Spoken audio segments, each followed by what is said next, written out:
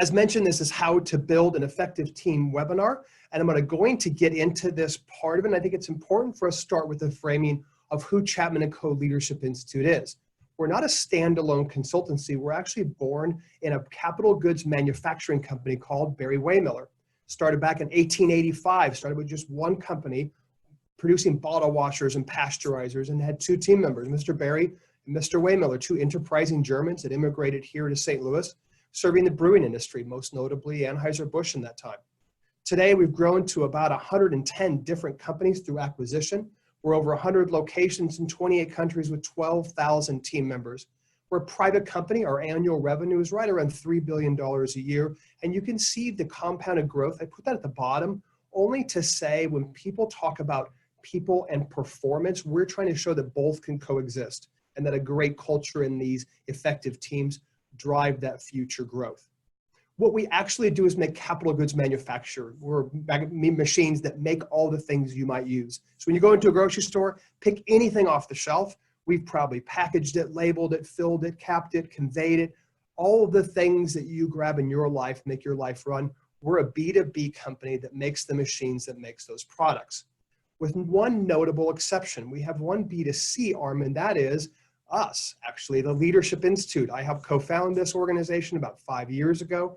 And if we've learned a lot over the 110 companies and acquisitions, so we created the Leadership Institute to serve whatever we have learned to serve external organizations, large and small. So my background is in the military. I've worked in industry. I've worked for nonprofits. I've worked for non-governmental organizations, the United Nations, NATO, some of these groups I've worked for, and also within Barry-Wehmiller.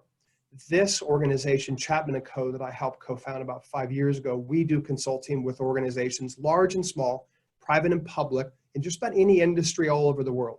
You can see here, this is the only part where I'm talking about us. We do assessments, everything from 360 to organizational culture assessments. We do leadership development, training courses, workshops and keynotes, and consulting. That's the work that we do. This webinar is on building effective teams, and I know what you're thinking. You are thinking, am I going to get a picture of a boat with everybody rowing in the same direction? No, no, you're not. You are not going to get that. And here's why. It's overused. It's too cliche. It's pedantic. I don't even know if I spelled that right or if it's the right word. It just seems wrong. You might get a picture of an oar and a boat. You might get a picture of a speedboat. I might include a picture of a sailboat, maybe even of a boat that sunk. Speaking of that, I might give you a picture of the Titanic, but you are not getting this. You want to know why? You think to yourself, you just showed 7 slides just to prove that point. That seems excessive. It's not, because you're worth it. I'm not going to do that to you, all right? Team building. Speaking of boats, this is my favorite boat picture. Sometimes the most important lesson you can learn is that you're not on a very good team. Let's ask some poll questions, shall we? I'm going to ask the first poll question. And our team's going to bring this up, and this is just opinion, but I'd like to know, when you think about your organization, what percentage of the work in your organization do you estimate is done in teams or requires teamwork? Just your estimate. What percentage of the work in your organization, the estimate, is done in teams? And the work that would not be done in teams would be something like it's an individual, they need very limited information from other people. Anything collaborative, innovative kind of falls in that one. I'm going to ask us to share the results. Again, this is just opinion, but for the group that we have signed on here, the majority of you said 90%, and then you see it coming down into 25%. The reason I ask this is part of this is the motivating factor of why should we even be involved or thinking about teams? Well, one is a lot of the work is done there. Let's ask the next poll question, if you don't mind. And that is, what's your, again, it's just an opinion on this. What statement best characterizes your prior experience of working in a team? Teamwork makes the dream work. Together, each achieves more. I can barely say these without smiling. A collection of adults who need supervision, an exercise in frustration, inefficiency, and the occasional holiday party, or at least there's a paycheck in it. Just asking you all, from your kind of lens, what does this look like? And as we share these results, you'll see kind of mixed. I think some people that say, I believe in teams. Sometimes it can be challenging. That's fair. So I'm just layering this on here. We know that most of our work gets done. Some of us has a mixed experience in it. Next question. The conference board reports that what percentage of Americans, and I realize this is a US-based question, it's the best one I could find on this though. What percentage of Americans are currently unhappy at work? What percentage of Americans are currently unhappy at work? Not to be political, but we have one of the best economies our nation's history has ever seen. You would think that a lot of things are going great. What percentage of Americans are currently unhappy at work? If we could show the results of that. And it actually is, and I know I put in a high number to see if you go for it, the percentage of people that are unhappy at work is 53%, according to this survey in the Conference Board. So I have most of my work being done at teams. I have mixed results on teams. A lot of people are unhappy at work. Let's make our teams better. That's what this webinar is about. Speaking of teams, I'm going to show you two of them. What do the National Football League San Francisco 49ers and the National Hockey League St. Louis Blues have in common? Both two incredible teams. Last year, in 2019, St. Louis Blues are winning the Stanley Cup. This year, the San Francisco 49ers, they're headed to the Super Bowl. Both did not have the league's star player, the number one player. They had a whole bunch of talented players, obviously, but both of them didn't have the league's star player. Neither team was expected at the beginning of the season to be so successful. In fact, at this time last year in January, the Blues were in, I believe, last place before they went on a run. Both of these teams also brought on veteran talent. I think the one part that's interesting to us is the fourth category that both these teams have in common, and that is they are both clients of ours. I think the joke that we were writing up here was we're a very humble group, just not on this slide. It's been an honor and a pleasure to work with both these organizations and their business operations and seeing them become such an effective team. And a lot of what we learned working with them, I'm going to share with you today. Teams where the work gets done. As you mentioned to me, much of the work is done collaboratively by teams. It's the molecular unit where real production, innovative ideas, and employees experience most of their work. Unfortunately, it's also where the work struggles, where teams are also where productivity can be hindered in friction due to interpersonal issues, ill-set skill sets, or unclear group goals. One of my favorite questions, one of my favorite what they call the demotivation posters here. Together, we can all do the work of one. However, there's also some interesting parts. This is a picture of Apollo 11, the mission to put a person, a human being, on planet Earth. This is a definition. Teams are highly independent. They plan work, they solve problems, they make decisions, they review progress in service of a specific project. In this case, this team was working to put a human on the moon. I'm going to ask a team here to launch the next poll question. This is poll question number 4. How many people did NASA estimate, in NASA's estimate, how many people did it take to put a man on the moon through the Apollo space program? Was it 136, 400,000, 5,000, 50,000, or was it 34 astronauts and 4 executive assistants to write thank you notes for all the fans? When I originally wrote this question, I wrote 4 executive assistants to write out of office replies, and then I thought, oh, people are going to realize there was no email then. The jokes don't get better, so if you're hanging on for those, I suggest you drop now. Let's share this. This is a really interesting stat. Only 5 of you voted 400,000. That's actually the correct answer. They estimated it took 400,000 people to put a man on the moon.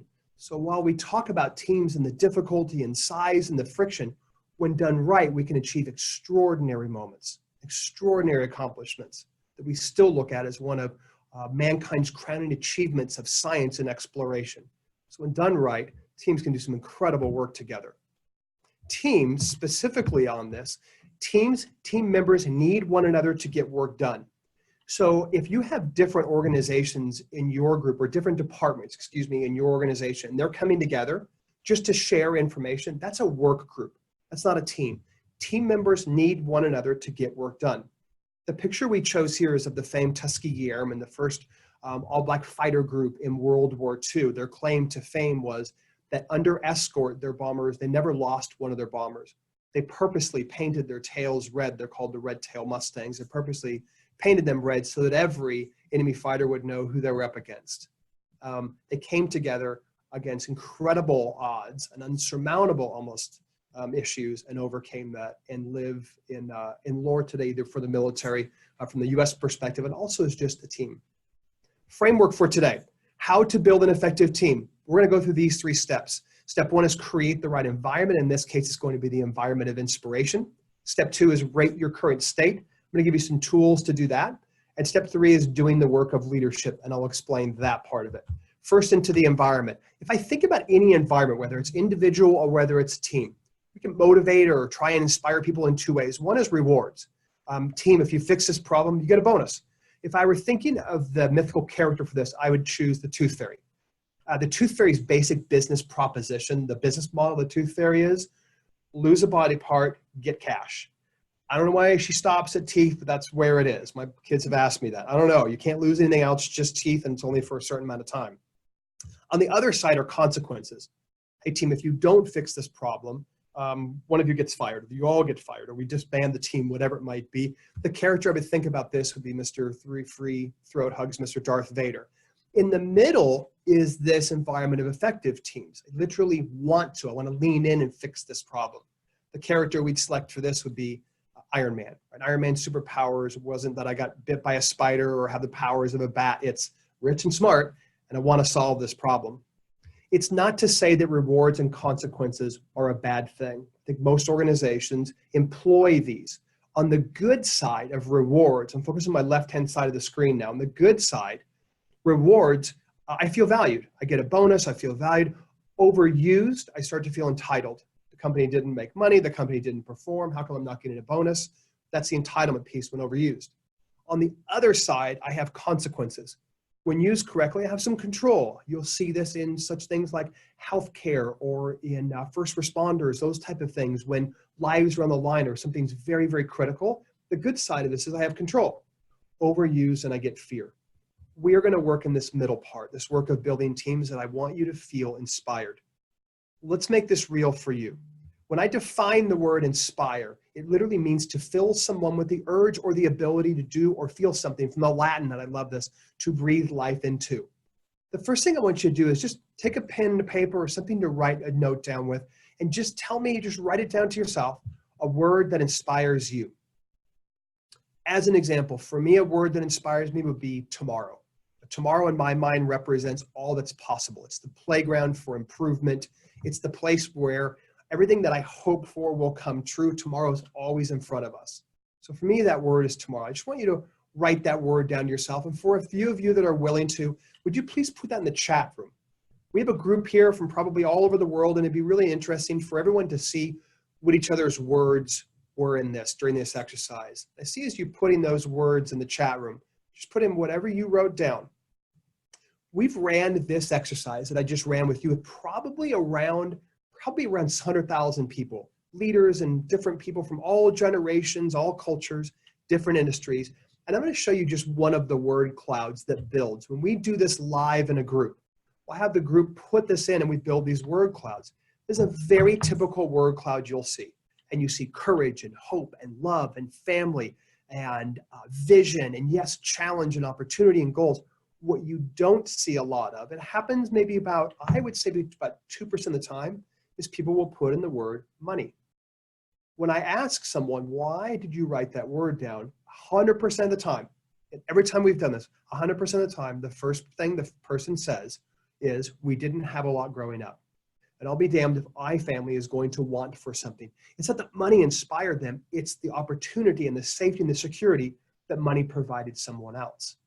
What you don't see on this word cloud are things like market share or ROI or profitability or reducing of expenses or waste and productivity. You don't see that because that doesn't inspire people. They are necessary ways to measure performance. I'm not saying they're not. We don't shy away from profit. Profit represents growth for our team, for individuals, and for their families and whoever their friends or loved ones or whatever they hope to accomplish. It's important in business measurement. If I'm using it though to think that I'm inspiring my team with that, it didn't inspire you. It doesn't inspire anyone that we talk to. The first part of this is understanding that people are inspired by things or people that serve one another. If I was being real specific and putting my consulting hat on in this, when I ask people, why do you enjoy the company you work with? Almost 9 times out of 10, the first thing people say is, because I really enjoy the people. I'm going to show you 2 short videos about how companies communicate and using this inspirational topic. It's going to be cars because I'm a car guy and I like vehicles. And so I'm going to show you 2 different car commercials and how they use the power of inspiration and how they use it to communicate. Here's the first one. Well, here it is. Another boring car commercial for another boring car. Wrong! Because this 30 seconds is about fun and excitement. A road you don't just drive.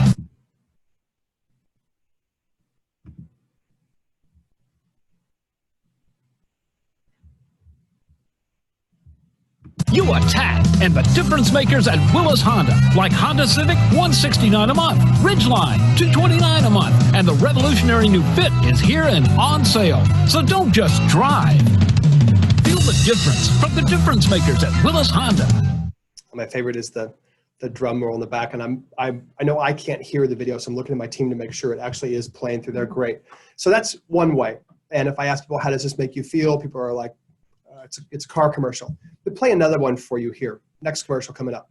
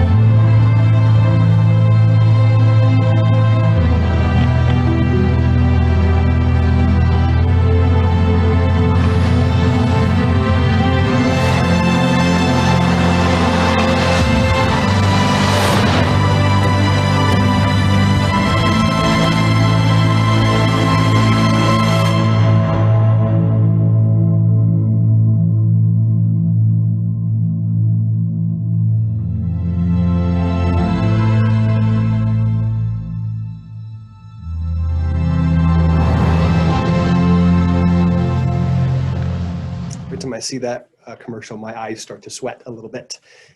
Incredible juxtaposition between the ways that we use in communication. I'm not here advocating for Tesla or saying that I don't like whatever the Honda or the dealership is. It's just two ways we use the power of inspiration to communicate.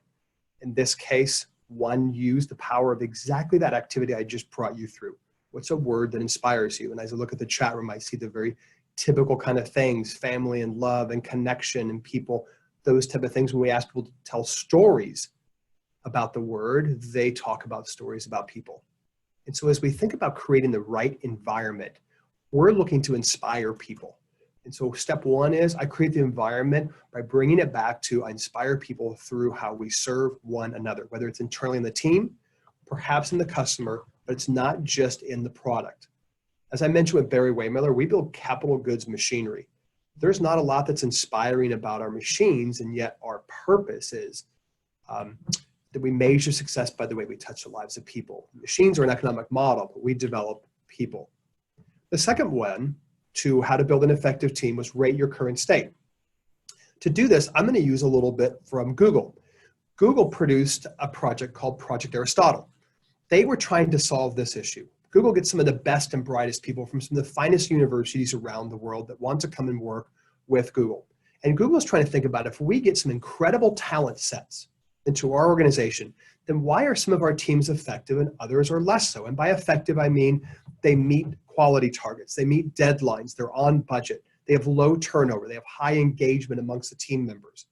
Google's hypothesis was we hire the top talent, we pay top of the market, and people believe in the work. So we're trying to figure out what is that. And so they named it Project Aristotle because of Aristotle's quote, the whole is greater than the sum of its parts. So on this, I'm going to ask a couple of questions here. Step one, this question first. According to Google's Project Aristotle, which variables were not significantly connected with team effectiveness? So according to the research that they ran, which variables were not significantly connected with team effectiveness? Was it the collaboration of teammates sitting together? Was it consensus-driven decision-making? In other words, everyone has a voice. Was it the extroversion of team members? Was it the individual performance or workload size? Was it seniority or team size? Was it all of the above? Was it tenure?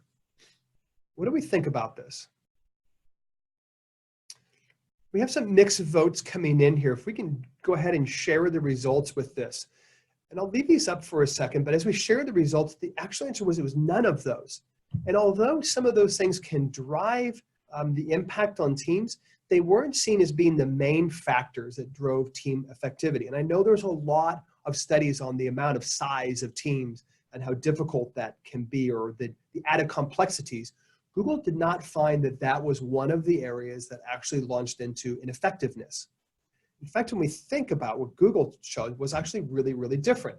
And maybe next conclusion on this, I'll ask the next poll question, and that is, according to Google's Project Aristotle, what was their conclusion about teams? What was their conclusions about team? Was it that what matters less is about who's on the team and more about how the team works together? The pay and benefits are the two greatest drivers. Clear and succinct job descriptions were the key. The more access a team has to information, such as Google, go Google it team, the better the team performs. Was it explicit value articulation drove team behavior, or that all effective teams shared one commonality that they all enjoy Taco Tuesday? Which I think that's studied that one. I like that someone's already voting for that, because I think, I can't tell you that's wrong. If we can go ahead and share these results, the conclusion they have was what matters less is about who's on the team and more about how the team works together. I bring this up for us to have a chance to discuss, because there's a lot of time that we spend in, and I'm not denying that this is not a good idea, but we spend a lot of time trying to get quote unquote the right people, trying to recruit the right people. If I'm going to spend all the time doing that, can I at least understand too, that even if I put together a whole bunch of superstars, what really matters is how the team works together. That's the work of effective teams. Their conclusion was what matters less is who's on the team and more about how the team works together. This is what they found. These 5 drivers. Number 1 was psychological safety. Number 2 was dependability. 3 was structure and clarity. 4 was meaning. And 5 was impact. I'm going to dive into each one of these areas. And to do that, I'm going to use the Chapman Co Organizational Culture Survey to give you some questions that you can ask your team. Everything we're providing here is going to be provided to you. And so I'm going to dive in and just show you, we would call it dummy data or sample data for each one of these questions and each one of these blocks under people, purpose, and process, with communication binding the 3. We're going to show you what questions you can ask your team members. So I'm going to go through this and put something in the chat room or ask a question if you have them on these areas. Psychological safety, it means there's a shared belief that the team is safe for interpersonal risk. This looks like teammates feel safe to take risks. And I don't mean risks like, hey team, for lunch we should go get sushi from the local gas station. No, it's not that kind of crazy risk. It's intelligent risk taking. Team members do not embarrass or punish anyone else. Mistakes are admitted freely, questions are asked openly, and new ideas are offered. And you think about the new idea being offered and not being judged. Some suggestions on how you can increase psychological safety in your team. Start each team meeting with recognition of work well done. There's a lot of studies out there that show out of all the levers you can pull as a leadership team, leading teams or leading an organization, the one lever that you get so much reward for the effort is people want to know that who they are, what they do matter, so recognize them. As the leader, admit when you don't know something and ask for help, especially for leaders, go first. Be more vulnerable. A lot of times in organizations, we hire people who are subject matter experts, and for a subject matter expert to say, I don't know, literally grates against why they think they were hired. As a leader, I need to go first and to provide that opportunity for them. The questions we would ask, this is straight from our survey, and you can see this in the care, challenge, trust, and fairness buckets, if you will. These are questions we ask directly on our survey. As mentioned, I'll provide these slides to you afterwards, and you can ask these direct ones of your team, but you can see how we're getting at trust, vulnerability, care, and is it fair? Is it a fair place? These questions help support and give me a gauge on what level my psychological safety is in the team. The next category is dependability. It's the quality of being reliable. This looks like team members reliably complete quality work on time to the standards that the organization has set. Team members don't shirk away from responsibilities, and when a teammate says they're going to do something, they follow through with it. That's dependability. The suggestions on this and how I gauge for it and how I increase it One is to evaluate the skills-based training programs. In other words, have I given people the actual skills they need to the job? I'm not sure I should assume that just because they went to some university or have some other experience at a different organization, that they would be able to do the role and the job to the standards that we're now looking for in the organization. The second one here, and I know this seems a little self-serving, like I'm, as a consultant in a leadership institute, I'm saying, consider which behaviors your people and your leaders need training on. And then just from a pure agnostic part of statistics on this, most studies will show about 60% of people who are promoted into the role of leader are not given any training whatsoever. So whether you're coming to us or someone else, that's a really good way to look at it and say, did we prepare our people for the job? Did we tell them that now you were a great doer? Now that we've promoted you to be queen or king of the doers, your job is fundamentally changed. I need you to serve those people so they now end up being great like you were. And if I haven't given them that and the training to support it, I can see that sometimes coming up in the dependability as leaders in that. The other part is for each missed deadline, determine whether it was a system failure or behaviors within the team.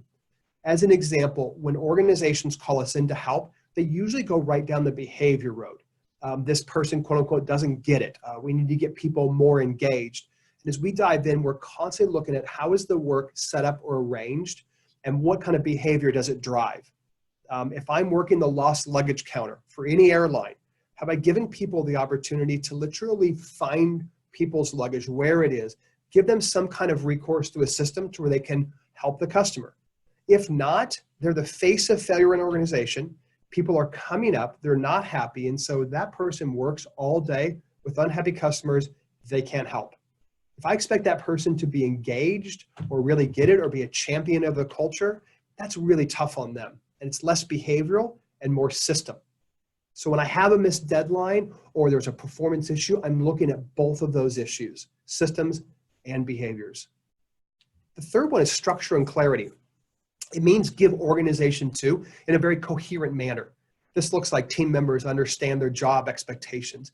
They know how to meet expectations and they're cognizant of the consequences, both good and bad, on other team members. In other words, they know if they don't do a work over here, how it impacts the team member. And if they do the work, how it impacts the team member. So an easy analogy here is a sporting analogy.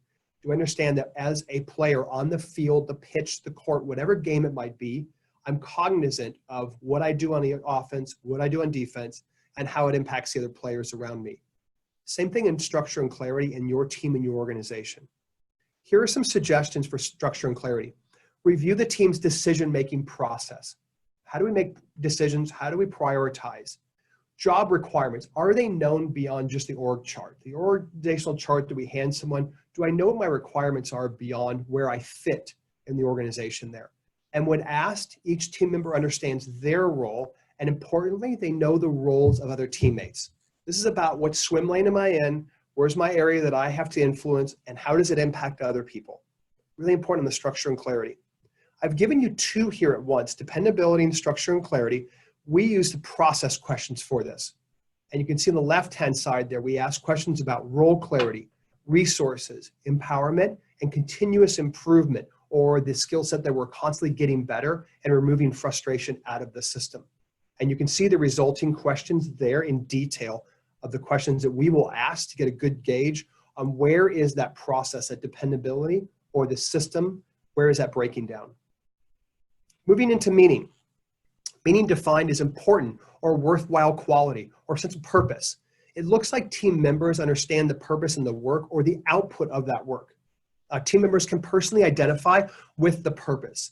This is a really interesting and very finite point here. It's not so much the purpose as some grandiose, I'm saving some continent from global warming. It's not just that part of it. It could be, but for some people, it's much more discreet, much more personal. For some of our groups, some of our engineers, what they really love is they love problem solving. They love trying to figure out, if you have some kind of entering arguments, I'm going to find a machine that serves that purpose. Other people might be financial security, supporting the family, team success. But team members are able to personally identify with that purpose. Team members also use the purpose as a decision-making tool, right? So if I have a decision to make on the team, then I'm using this purpose and I go back to it to say, if that's the case, here's how I'm going to do that. Suggestions on meaning. One is understand how work is meaningful to each team member. In other words, do you know your team members, and do I see how it's meaningful to each one of them? Very particular, very personal. Start meetings and projects with the context of why the action is being taken and how it relates back to that organizational purpose. And the last one is just ask what difference the work makes in the lives of others. It might be even for just the team, for each other. So relating it back to purpose. That's meaning. Moving into the last one here, and this is impact. Impact means to have a strong effect on someone or something. This looks like team members understand how the results of their work contribute to organizational goals, that each project can be traced back to those goals, and team members can see that for each amount of work put in, there's an equal or greater amount of result that happens to it. In other words, the system is efficient. For suggestions on how to increase impact, for each meeting and project, relate the efforts back to how it makes a difference. Relate the impact back to how it serves people. We started with this, with the Inspire Word activity, whether it reduces frustration, makes it easier for people. I'm going to relate it right back to there. And I'm going to ask team members not what resources they need, not what would they do if they were king or queen for a day, not what kind of work do they need or what help they need. I'm going to ask them, what is your greatest system frustration? That's the humanization part of work. If I can go after the greatest system frustration, I'm getting after what frustrates them. When I fix that, yes, we probably make the whole system more efficient and less wasteful. But it's not inspiring to say, I'm going to come in here and I'm going to try and make you more efficient. One, it implies you're inefficient, and two, people aren't inspired by it. Let me show you how we used to share an order when we built machinery. So some of our machineries, we're building the actual parts and then building the machines from them. Here's how we shared the order before. And this is not, you don't need to read this. It's not critical. It's just how we shared an order before. It's pretty just black and white. Here's a part, cut it to these specifics. As I move forward though, we think about, oh, but how do I relate it back and link it back to the person serving the person? And again, I don't need to get into this whole part of this, but this was a machine we were building. And this is a conversation between the salesperson and the person who was buying it and the engineering team that had built. And this was on, I believe it was on a box machine that was creating fruit, and it was down in Nicaragua. It was a family-owned company. And as you can see from the reading here, this machine, it wasn't just a machine that had a certain rate of production. A lot of this future company's efforts and their family was wrapped up in this. It was one of the first machines like it in that area of the world. And so it serves something greater than just, I'm not just building a part, I'm literally trying to humanize this to get to the meaning and impact aspects of this. Previously in this webinar, I talked to you about the Apollo 11, the space program. It's a famous story probably most of you have heard. In 1961, President Kennedy, the US was walking through the area, and he saw a janitor, and he asked the janitor, what's your job? And the janitor is sweeping the floor. The janitor says, I'm putting a man on the moon. That's what I'm doing. So I would relate it back to meaning and impact, that no matter how many people, 400,000 or 4, that I can relate it back to what's the objective, what is the purpose, how do I personally identify with it. The questions that we're going to give you to get into that meaning and impact is on actually the purpose part here, and that's motivation, impact, the direction, and alignment. You can see the questions that we ask in that area that allow me to get a better gauge of our people understanding what the meaning is and important to them and the impact it has. As I just went through these 5, I'm going to turn it over to you, and I'm going to launch the next poll question.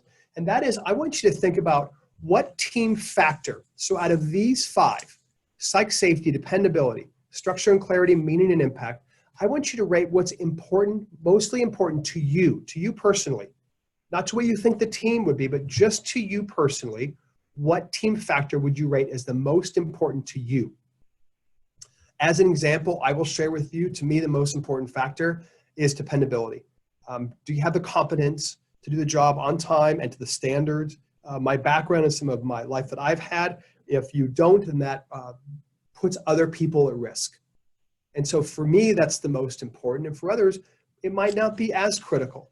If we can share the results, and I know I'm cutting some of you off and not everyone's getting a chance to vote here, but I just want to replay this back to you all to say, as you can see, from a personal standpoint, some of these things really matter deeply to people, as in the psychological safety for some of you is really important. A few of you said dependability, and then other words were like, I just want to know that my work matters and creates some kind of change. So part of this was rate your team, right? Part of this is, do I understand how it impacts my individual team members and what's important to them? Because if I know I have a team and a lot of the people are rooting like psych safety is really important, as a leader, I'm going to bring that up over and over again. And we're going to work on that aspect. Next question, how would you rate your team? So in this case, I want you to think of your team itself. And when you think about your team, what factor do you think is your team's greatest strength? In other words, if you look to your team, what's the one aspect that you think, oh, this is ours all day long, really huge? As an example, for Chapman Co Leadership Institute, I would say that we're really high. It would be a tie between maybe meaning and impact, probably meaning. We work with some incredible organizations. We see the results of our work, and we see the results of our work and how they impact people's lives. So that's an area that I would say we're really, really good in. If we can go ahead and share this with the group, please. And you'll see a pretty good cut here about the team's greatest strength.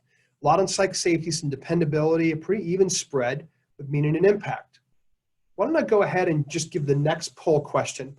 And that is, I'd like to know, actually we're going to stay on this one for a moment, excuse me. On this part of it as well is thinking about the structure and clarity almost, I would say almost always rates extremely low. And it would, honestly, would rate very low in our team as well. That structure and clarity, do I know which roles are doing, which person's doing what role? That would rate low there as well. Another question you could ask your team if you'd like is, where is your team in need? Where's the greatest opportunity for your team? When I ask that question, typically psych safety will come up as the top area there. And almost all teams we talk to, psych safety, the ability to ask for and receive help typically rates top in that area. I'm going to give you a quick tool. This tool helps you understand, well, if I just had to have a quick gauge and ask a quick question of whether each one of these categories exists or doesn't exist, we put this together. So psych safety, if it exists, and I'm walking through, I'm looking for people in a culture to say, I don't know, I need help, good question, not sure about that. I'm looking for those statements. Are those offered? When psych safety doesn't exist, you say meetings end in silent disagreement. It means no one says anything, we just all walk out. Dependability, deadlines met within standards, easy one. The other ones are deadlines are missed, and this is an important caveat, or the save the day heroics literally have to come in and be employed for the deadlines to meet, deadlines to be met. There's a lot of organizations and they'll talk about, oh, the people, they went the nth mile, they had to do this, they had to save the day. And we're after dependability, training, and a system and structure to where the day doesn't need to be saved. It's all great that happens, but we rely on someone to go that extra mile. How do I create that to where we have the dependability of people and a structure to where I don't have to save the day? Under structure, job requirements are known, meetings after the meeting to figure out what just happened, who's doing what. If that's the norm, probably structure is something you can work on. It is in our group, I'll admit freely. Meaning, I know the purpose of the actions versus just a job, and impact, progress toward organizational goals can be quantified, or it's a marathon without mile markers. People want to know they're making progress. When I think about a marathon is a really good analogy for this, it's 26.2 miles in the US system. So 26.2 miles, I don't need mile markers. I just need to follow the group. I'm going to run till I feel miserable, then I'm going to run for one more hour, and now you're done. We put mile markers there so that we can see the progress we're making and encourage them. At mile 3, I know there's water. At mile 5, keep doing that. That's why we put those markers. It's why in a big project, you slice it up and give people project plans. You say, here's our date we're trying to accomplish this portion of the project. The third portion of this is do the work of leadership. So I'm going to ask for the next poll question to be, I want to know, from your opinion, is there an I in team? Easy question, because we hear this all the time. Is there an I in team? Yes or no? True or false? We throw these terms around, teamwork does the dream work, together each achieves more. People say there's no I in team, let's share the results. Some people say true, some people say false. Sometimes when I say this, they say, well, there's no I, but there is a me. Here's what I would say. There is an I in team. If I say it in Albanian, Bosnian, Finnish, Portuguese, Slovenian, Spanish, or Irish, there's an I in team. And I know I'm having fun with this. This is a picture of one of the world's most successful athletic teams. This is the All Blacks from New Zealand rugby team. I'm not making a joke about this, but a team literally is a collection of individuals trying to achieve the same objective. So of course there's an individual inside of a team. The individual I want to key on that's very important is the individual being the leader. I'm going to orient to the work of leadership. We think about the work of leadership, the work that you do on yourself, the energy and time you invest in personal development. It might be this slideshow that I'm giving you right now. It might be the work that you do reading a book. It could be personal development. The word. It even could be the work that I do going to some kind of conference. And I'm going to just, for real quick, I'm going to just pause real fast and make sure that we don't have a tech issue here and that our slides are still showing. I'm going to check in with the team. How are we doing on slides? Okay, great. Thank you. It just looks like my screen is a little bit messed up here, so we'll keep going. The other work of leadership is the work that I do on my team, the energy and investment I put in people development. Third is the work that I do on my business. The work that's not the work of leadership is the work that I do actually in the business. So where am I choosing to spend my time?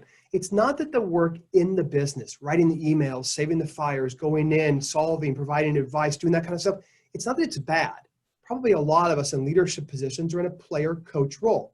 In other words, I have to do a portion of that work, and I also need to do the work of leadership. It's just that when I think about developing people, caring, listening, all of that work exists on the work on self, work on the team, and the work on the business. I'm going to ask for the next poll question to be launched here. I'd like to know, what is the percentage of time? So you take your average work week. I don't care how many hours it is. I want you to think about what percentage of time do you spend, what area do you spend the most amount of your time? Do you spend it on yourself? Do you spend it on your team? On your businesses like strategic thinking and planning?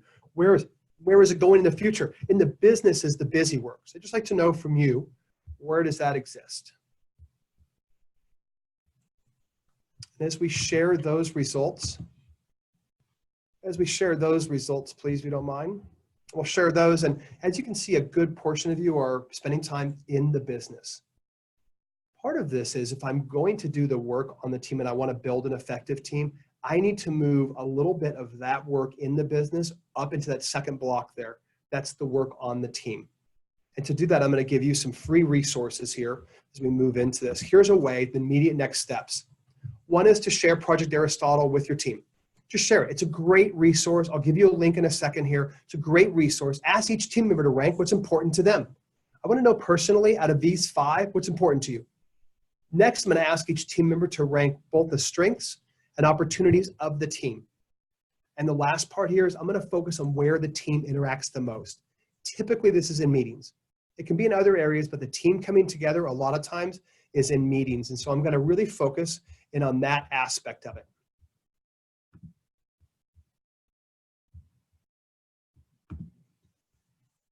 And speaking of how you can help and how you can work on your team, here's some free resources for you.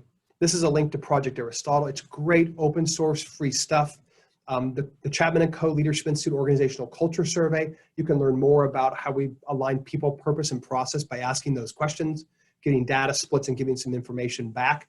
We put and hang all of our webinar recordings on our website. And so we have listening, trust, feedback, a lot of other areas that are presented that you can go and just grab that, share with your team, share with yourself, any of those you'd like to do. I've hyperlinked these bottom 3 videos for you.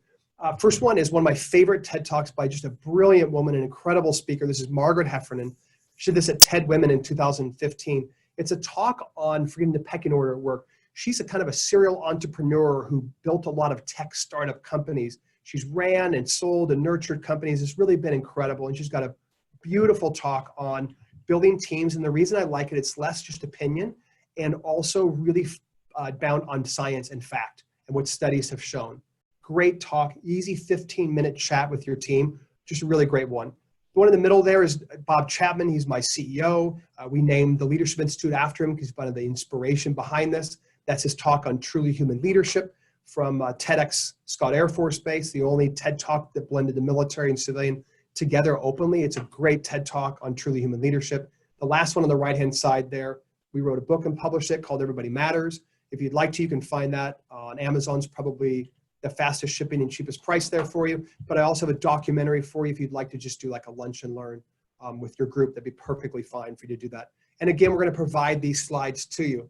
I'm going to have a look one other thing, but I'm going to ask my team to launch the feedback. If you would, please, would really appreciate any kind of feedback you have for us. The very first question on would you recommend this, and then down into a little bit of this. And we'll just leave this up. You can just go ahead and fill this out. But we truly, truly appreciate any feedback you can give us on this. Is just really hugely valuable. It allows us to make these programs better for the next person. As I mentioned, this is the work that we do at the Leadership Institute, and here are some ways to stay connected to us. I'm going to play us out with a song from the godfather of soul, Mr. James Brown. And I had one team member of mine, his name was Virgil McCadney, and every Friday he would blast this song throughout the squad, and it always made me take on the weekend in a great way. So I'm going to play us out with James Brown. I'm going to shut off video. We'll still be on here watching for any questions. So if you have any Q&A whatsoever, just send it to us. I'll answer either through the chat or I'll come back on video. But let us know and we'll answer those questions. All right. We encourage all of you to be brave, because wounds heal, scars tell stories, and glory lasts forever. And I almost said that with a straight face. All right. That's what we have. I'm going to stop video. I'm going to play it with James Brown. I will see you later.